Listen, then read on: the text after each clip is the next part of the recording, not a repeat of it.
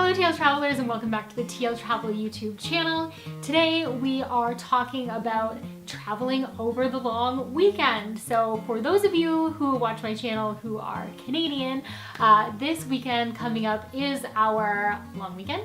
And I just wanted to take a moment to share with you guys some tips and tricks that are bound to make your long weekend travels a little bit more tolerable, because we all know that the process of getting from point A to point B on the long weekend is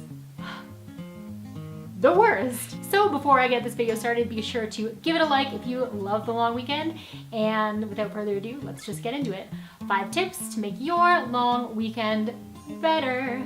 So my first tip for traveling on the long weekend is all about timing, my friend. You want to make sure that you are not on the road at the peak travel time, or at the travel time that most people are most likely to be heading into or out of a town for the long weekend. So with most people working from Mondays to Fridays, and Monday being the holiday day, you know that most people are going to get off work on Friday and they're going to want to get right to their destination. Now, while this seems like a good idea in theory, heading out of town or heading into cottage country on Friday night of the long weekend in rush hour is going to be amplified and so much worse on a long weekend day. So if it's at all possible, you're gonna wanna try to leave work on the Friday a little bit earlier. And if that's not possible, and as hard as it is to just, take a moment, chill, relax, and not get right to your destination, try and leave a little bit later in the evening after the traffic has died down a little. When it all comes down to it, if you're going to be avoiding accidents on the road and you're going to be avoiding traffic jams and backups,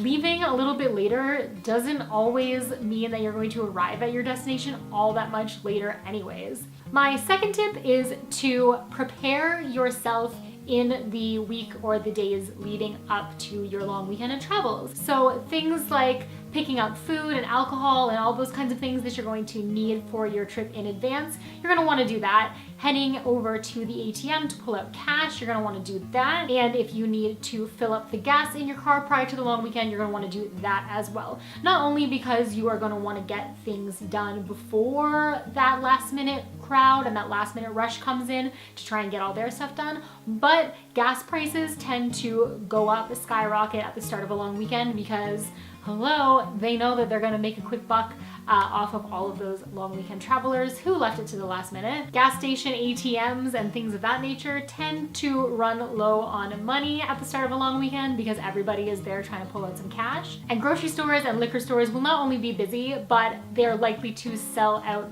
quickly of things that you might want for your vacation. My third tip is to make sure that you give yourself more time than you think you are going to need, especially if you are planning to fly somewhere for your long weekend, international or domestic flight. You have to know that the airports are not only going to be super busy and wild, but traffic is going to be an issue and security is going to be an issue, and a trip that you've done before that might have only taken you a couple of hours to get you to where you need to be can take a lot longer, and missing a flight on a long weekend, I'm gonna tell you right now, is not something that you ever want to do.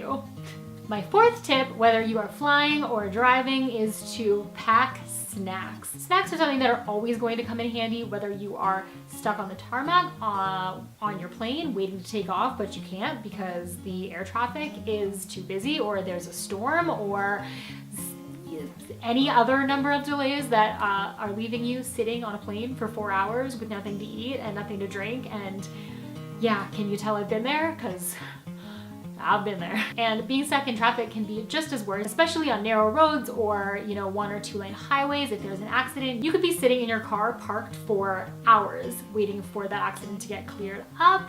Not only because there is a ton of traffic, but because, let's face it, on the long weekends, people are driving faster, they're driving more recklessly because they're in a rush, and the incidence of accidents and the number of accidents are higher.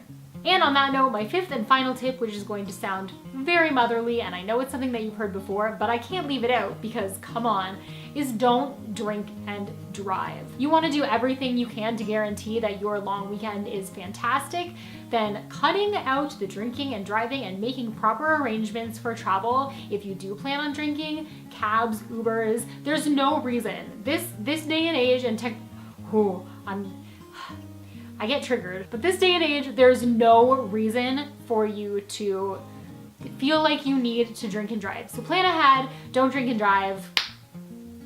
That is my final tip. Final. And that's my final tip. So that is it for me and my 5 tips to enjoying your long weekend. I hope that you guys have a fantastic long weekend. I know that I plan on having one of my own.